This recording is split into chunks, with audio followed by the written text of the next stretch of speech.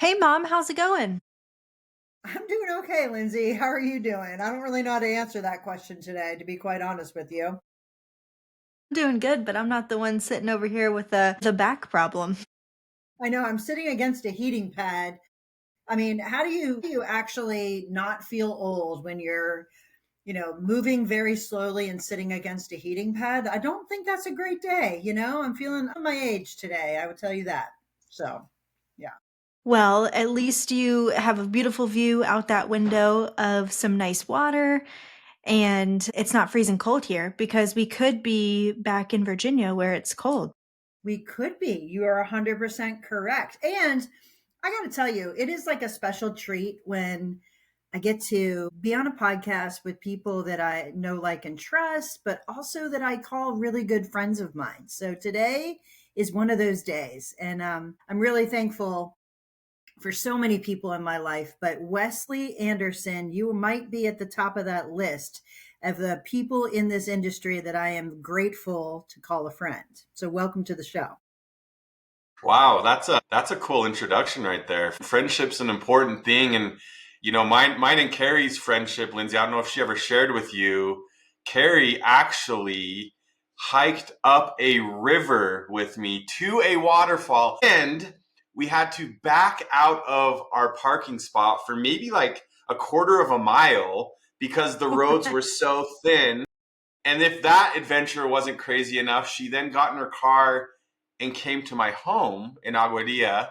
And then I think we had dinner. And then you had beautiful friends with you, speaking of friends, and we caught a sunset like really quickly. I And then shot back to the home in Aguadilla. And I actually, Carrie, I think this is fun stuff for podcasts.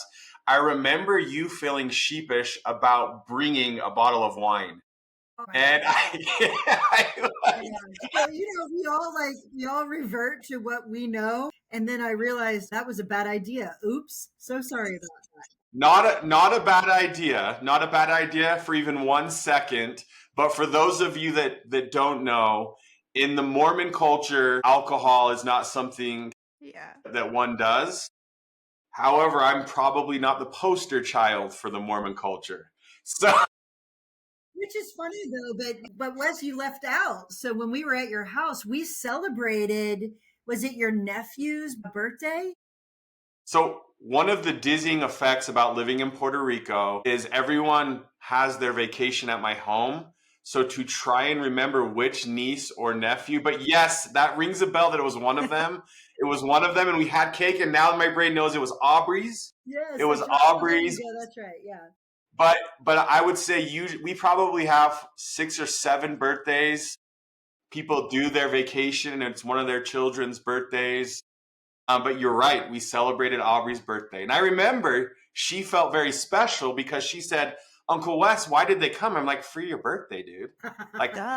why else Absolutely. would We they came for come? her birthday. Of course we did. Well, it was a So pretty funny. special time, I will say. And someone's a really good friend when they'll open their home to you, but also really show us a side of Puerto Rico we would have never had the opportunity to see. And you knew me well enough that anytime I get to set or get to see a sunrise or sunset in a different place, I'm in 100%. So it's one of the best memories. And I love that I can call on you anytime if I have a challenge or I'm thinking about something. Those connections that you choose to make with people really transcend what you do for a living. That they just become true friendships. So I'm very grateful for that, Wes, for sure.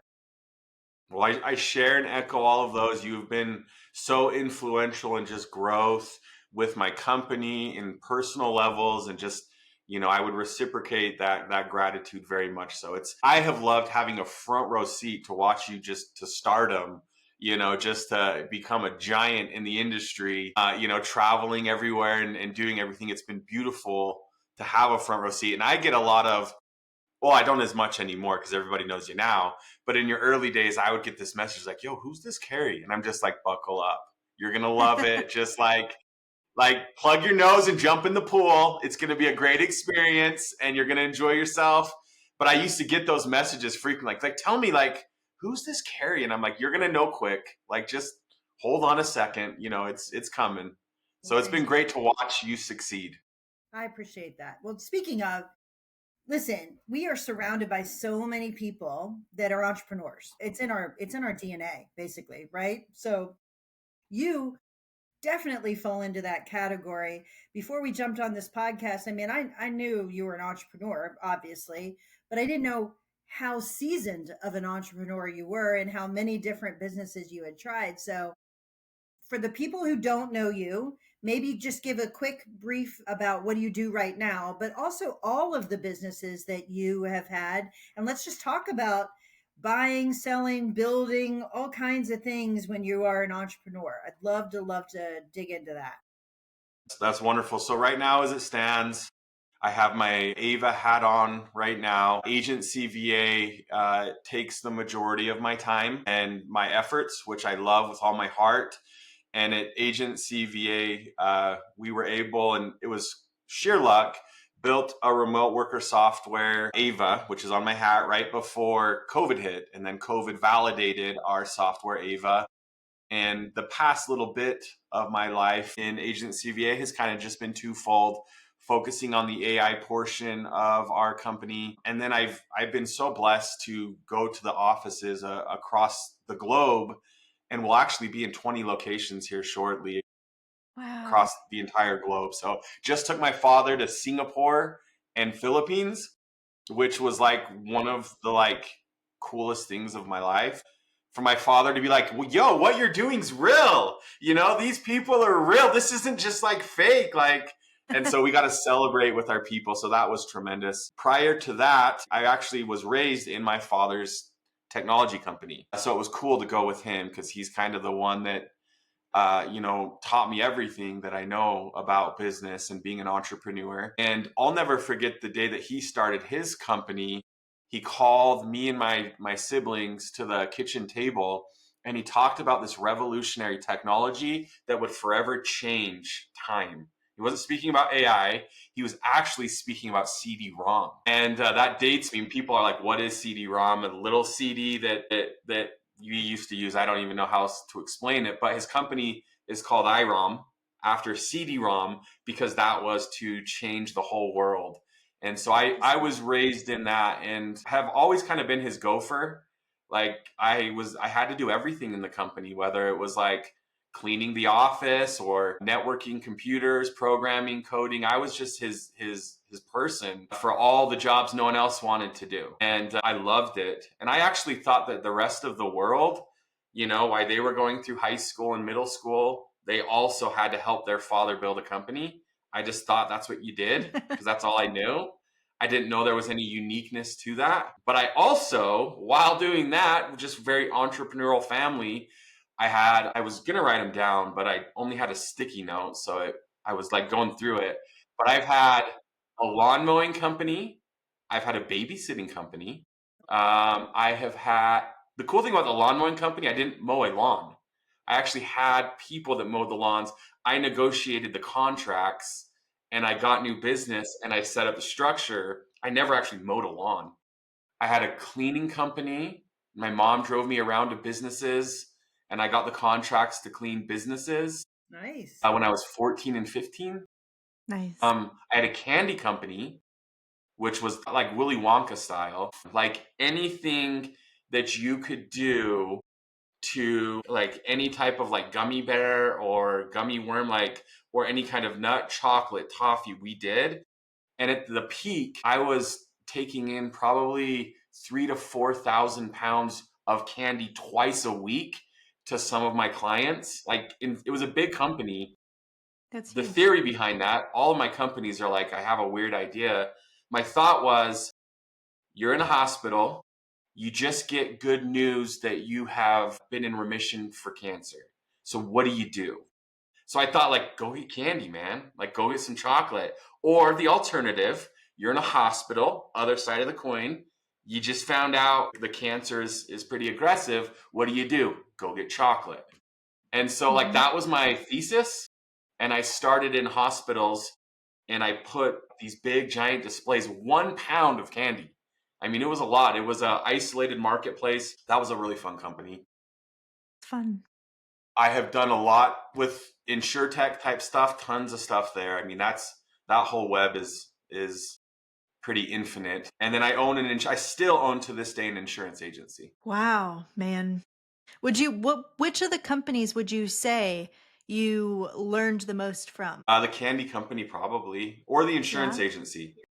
Yeah. So when you opened the candy company, how old were you? 20, I don't know, ages, early 20s? 20s. Okay. Yep, because I was just married, because my wife would deliver the candy with our oldest child in a car seat on the little things and the dolly she would deliver.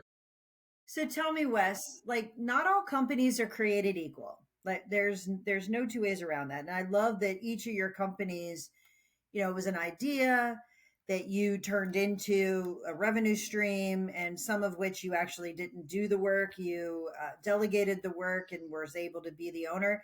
Some of us strive to still to this day achieve that. That's not an easy thing to do. So the fact that you actually did that from the beginning in some of your early companies is impressive. Not talking about myself, but kind of talking about myself, like, like that's an incredible thing to do. I think there's lots of people that have trouble moving from being the company to running the company. So hats off to you for making that happen. But I'd love to talk about, you're obviously not running all of these companies simultaneously. So some of them you were able to sell, some of them maybe you were able to transition in a different way. Talk about the differences between some of these companies and what made them more valuable, more transferable than others. That's a great question. So for me, my skill set is I can grow a company.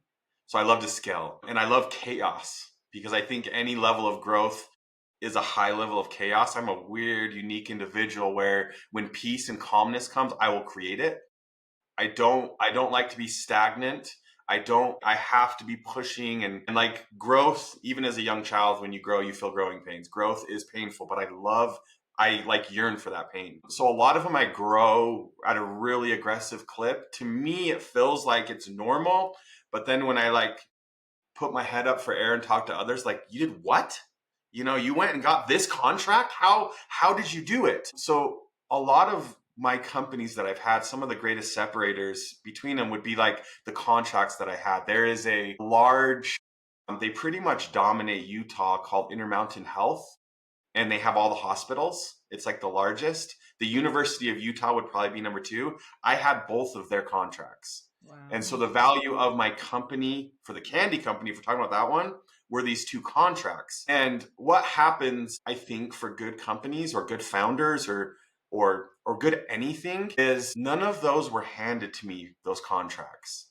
Like the process of getting those was a young, stupid, gritty 20-year-old that like I was told no and I actually like to be told no more than yes. I'm just a weird person. But they kept saying no, no, no. Who are you? What are you? You're too young. Whatever their reason was. And I just kept bringing them loads of candy. And I kept learning, like, this guy likes chocolate cinnamon bears. This one likes yogurt cinnamon bears. I would learn. I would listen as I was walking out. I would meet, their staff. I just wouldn't take no. Like, I remember them staring me in the eyes and being like, we would never sign a contract with you. And then I can remember the day that they did. And it wasn't anything intellectual. It was I cared. I was there. Half the battle showing up. The majority of people in business and everything, they just don't show up. They just don't do it. So I would say the contracts were the separator. And I would say the thing that helped the most was just like bulldozing through and not accepting no. Like I knew that hospitals were where I had to do this. I knew it. I knew that was the answer. So you just had to get it done. Yeah. What made you move away from the candy business? So when I say it's the greatest lesson, it's the greatest lesson because it was very painful. And I think those are the greatest lessons. And I think the greatest, you said seasoned entrepreneurs, the greatest have books or encyclopedias filled with horror stories. Heck And yeah. this is one of those. I was using, I'm so weird. I was using natural gas vehicles, which means I was paying 63 cents for a gallon to deliver the candy. And then there was incentives where I was paid for my vehicles and my fleet to go out. There was incentives because it was a clean fuel. So I had purchased 2 new 1-ton natural gas vehicles. And the company, the candy company, it was like the first time I had like this really cool company who was doing well. So I took my first vacation. I took my wife on a cruise. Prior to going on a cruise, our very first vacation, these 2 new vans, I had their titles, the actual title of the van, and I had purchased them and I put them on my desk and then I left. And so they didn't have the licenses. I literally bought the vans, jumped on the boat, and then left. When I got back from the cruise, I noticed that one of the vans had a license plate. And to get a license plate, you would have had to take the title into the DMV and collect a license plate. And so I didn't think much of it, but there was a person that I was working with, and I was like, hey, dude, why is that licensed? Did you do that? And he was like, yeah, no, I did actually license it. And I remember thinking, like, did my van just get stolen from me? Like, did he like steal the van? Well, come to find out, he had whited out my information, put his information in there, stolen the van. And when there's smoke, there's fire.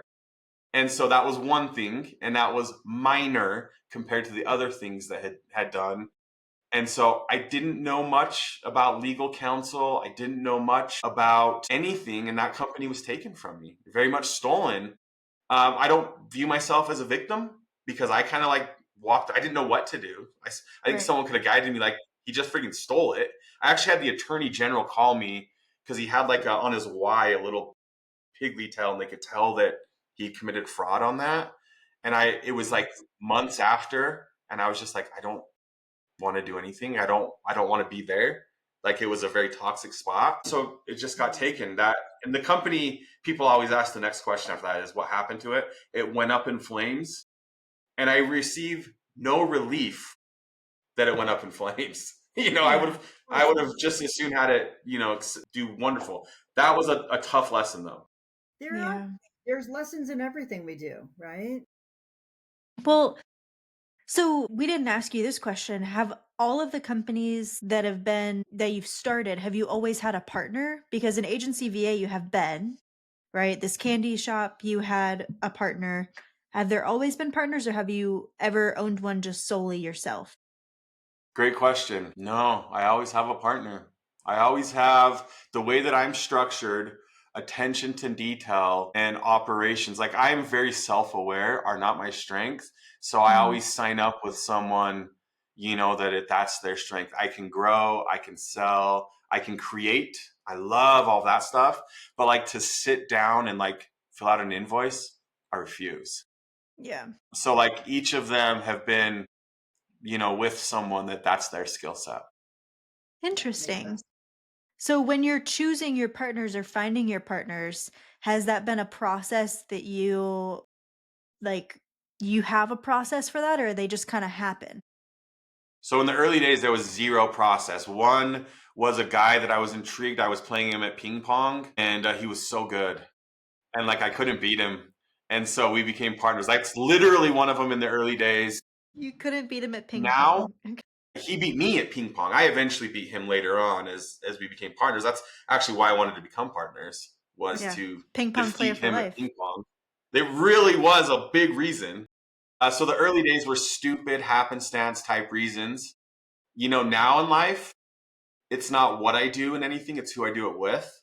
So now the vetting process of who I do anything with, anything at all, is quite extensive, extremely extensive, because of all of these horror stories of choosing partners because they're good at ping pong. So yeah, there's a greater vetting process, which now include the greatest person I've ever met for discernment of character. My wife now meets him.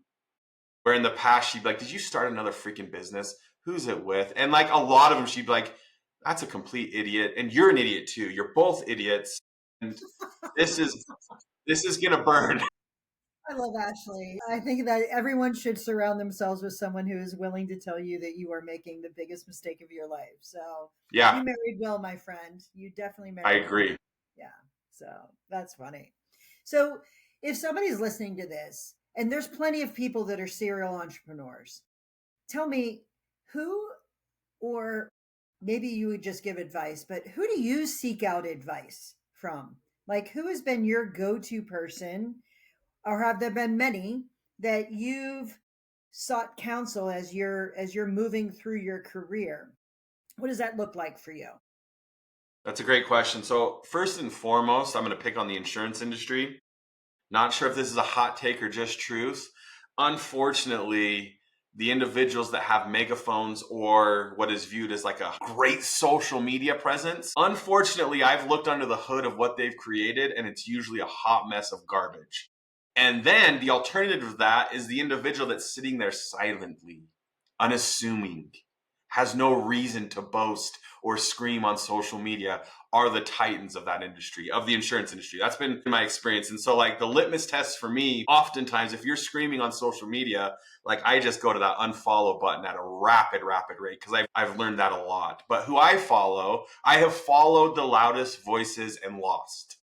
I have lost more than I've won because I have followed those loud voices. Now, if I hear a loud voice, it's almost a red flag for me. Like, why do you got that big truck, bro?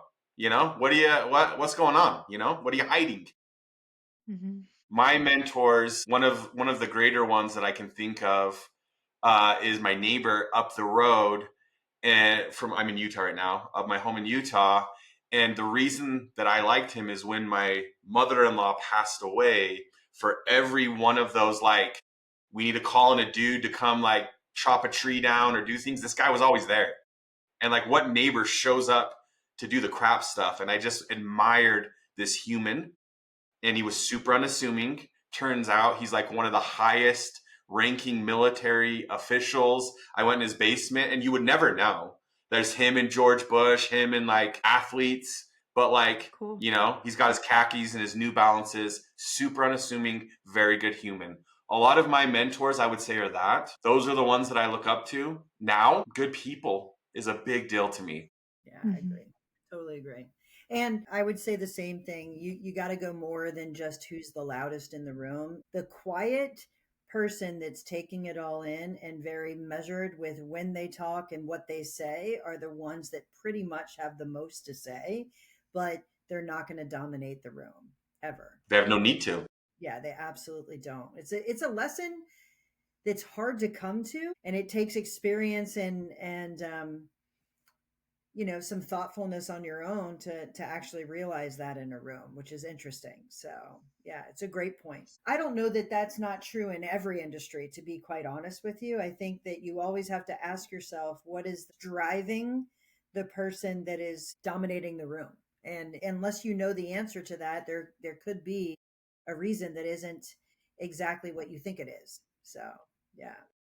So I feel like we would be not having a very good podcast if we didn't talk about AI and how you see that impacting plenty of different businesses across different sectors. What are your opinions on AI and how you're seeing it change different companies? What are your thoughts? So I remember in the early days of search engine optimization, the SEO stuff, when people would type in Google, I'm looking for a blue North Face jacket.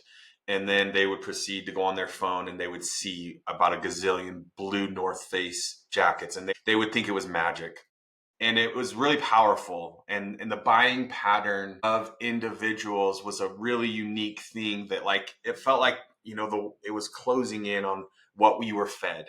Well, with AI, there's a storm of brewing, and people are putting in really unfortunate private, not just buying patterns, but like people are doing therapeutic stuff, which, to each their own on what they want to do. But like, okay, one in your guys' world, people, I actually have had to leave all of the social media insurance groups because I just, it's like a freaking chalkboard of bad advice. I saw people saying, put your profit and loss, your P&L inside of a public, LLM like Chat GPT or Grok. The reality is anything that you put in there can and will be used against you. And if you believe that, like, the buying personas that were created through search engine optimization were aggressive and kind of annoying, AI is going to eliminate choice, I believe, on a lot of people.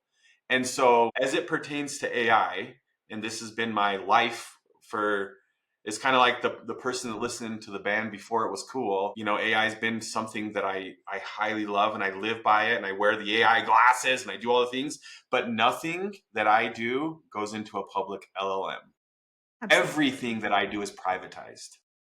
And so I have my own stuff. I'm pointing at it. It's a big machine that sits right here. It's an artificial intelligence that has been learning from me about me and has not touched the World Wide Web, and nor will it ever. And so like all of anything with AI, I think on a simple level, just like if there's any level or measure of privacy that you want to maintain, don't put it in there. Don't ask the question. Don't put a document in there. Don't do any of that. I mean, and I don't want to dominate this part right here, but you think about OpenAI. OpenAI, it was supposed to be open. It was supposed to be altruistic for good reasons. It was supposed to be a nonprofit. BS.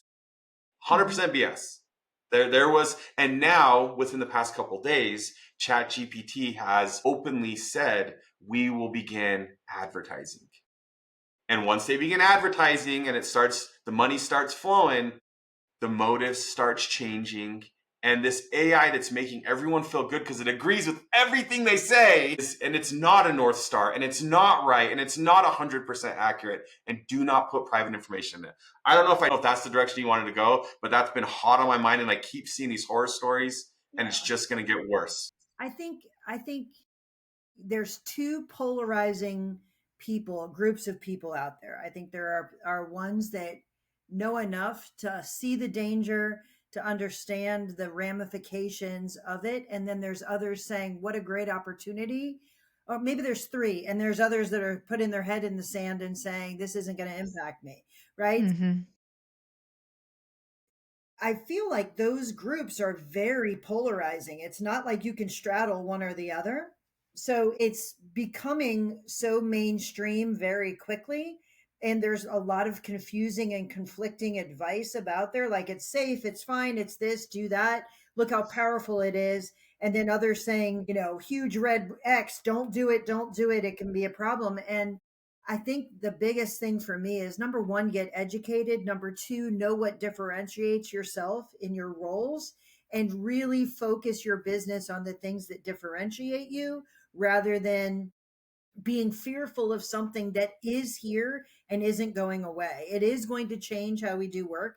It's going to change how we live our lives. It's going to change a lot of the existence that we have. Changing with it is really important, and being safe while doing it is incredibly important. So, yeah. Well, and remember, I shared with you guys, young child, gather around the table. We're excited about this new technology, CD-ROM. I will share with you, AI is that. AI is that technology that has, and will continue to revolutionize. All of us in the world today are in a unique spot that I don't know if there ever will be a time that more opportunities will be presented. So as far as like I share, like, don't put private information in there. Oh my gosh, I am so bullish on it. Like it is everything I eat, sleep, breathe. It's my passion. It's all I can think about. It's all I do. I've been doing it for, a number of years now. And it's just, you can't put I think the most dangerous one. So let me add maybe a little levels. You did 3 people. Okay. So putting private information there is secondary to me in the danger level. The highest danger level would be head in sand. Because, you put private information in there, you put your P&L in there. So now the world knows, that your insurance agency isn't as big as you say on Facebook. And so who freaking cares? Like, it happens. Okay. But you don't act on this stuff, educate yourself. You put your head in the sand about this. That is going to be the most catastrophic. And so I love taking them, probably 2 a week of individuals that slide into my DMs and ask AI questions. And the first thing I provide them are there's a lot of free resources out there to learn and to do step 1 and sit and learn. But like I was speaking with a individual yesterday, and I said, if you're blocking your day up, do at minimum 1 hour learning about AI. At minimum, do an hour to learn, because if you don't and your head is in that sand, there's much greater implications than putting private stuff in there, which is bad too. Don't do either of those. Learn about it. educate yourself. It's not scary either. It's phenomenal. Yeah, I think Hmm. leading with fear is a really bad thing, and it reminds me of a post yesterday that was talking about just looking at the world a different way than being fearful or doing things out of a feeling trapped rather than seeing the opportunity. So I agree with you 100%, Wes. I think one of the worst things you could do is be afraid of this, close down, but you need to utilize it in a way that's appropriate, and you need to find the fit. Different businesses, the fit of what AI can do is different, and I think you have to really think about it in a way, and surround yourself with people that are thinking about it and not running away from it. So it's a challenge in the insurance industry specifically. I think that we've been very, very remiss and very slow to adopt things, and I think that approach in this situation could be incredibly detrimental. That and harnessing the opportunity that's in front of us, it would be and it could be the biggest decision for agents that want to have a very long career in the insurance industry. So, take that for what it's worth, I guess. I think it'll be the greatest separator in the industry and it's people think they use the word disruption. AI is going to disrupt, take over, actually telling the story wrong. Those that leverage AI responsibly and well are going to separate themselves with those that Hmm. don't. And it won't be the actual AI itself. It's like, to me, it's like a freaking loaded gun. Yeah. You know, and I've actually been with Carrie when she shot her first loaded gun. You know, it's not the person holding the gun, that's the most dangerous. It's the marksman that has weekly shot at the range, that can take his gun apart in his sleep, or she can shoot, at a target far away. They put in the reps, they learn about what's going on. It's actually not AI or not the gun. It's the individuals that have learned and put in the time, to know what it means and what it is, and its Hmm. potential. For sure. Yeah, absolutely. Well, Wes, for business owners who might be listening to this, throughout your experience having all of these different companies, I'd love to wrap up with one piece of advice you might have to someone who might be on their first company, might be starting their second company, just a piece of advice from a serial entrepreneur on things that you've learned. Okay, so I think those starting companies listen to too many other people. They read lots of other books, they look at lots of other social media posts, and I think you're missing the mark whether you're on day one or you're in your last breath of entrepreneurship. I think more energy should be learning yourself. And I think that step one is like, what am I good at? Like, be kind to yourself. What can I do well? And then after you've done that, really double down on what you're not good at. And when you have identified what you're not good at, find others, use technology, and replace that. Do not try to do those things. Like, stop. Do what you're good at. What you'll find is a good, happy entrepreneur is doing what they're good at, and they're not touching the things, that they don't perform well at. So I would say the piece of advice I would provide is don't listen to the echo chambers and how all these other people did. Take energy and time and shut off the noise and learn about yourself, and be hyper vigilant on making yourself better, knowing your weaknesses as well as doubling down on strengths. I think that that's super critical in entrepreneurship. I think that's great advice. Super I great love that. advice. Yeah. Well, Wes, Well, Wes, talk to you thank forever. Oh, go ahead, yeah. Linz. Go ahead. Thank you for joining us. As she said, we could absolutely talk to you forever. I feel like we just like sat down and had a nice dinner together. I feel like hungry now. We missed like the dinner part of this adventure together.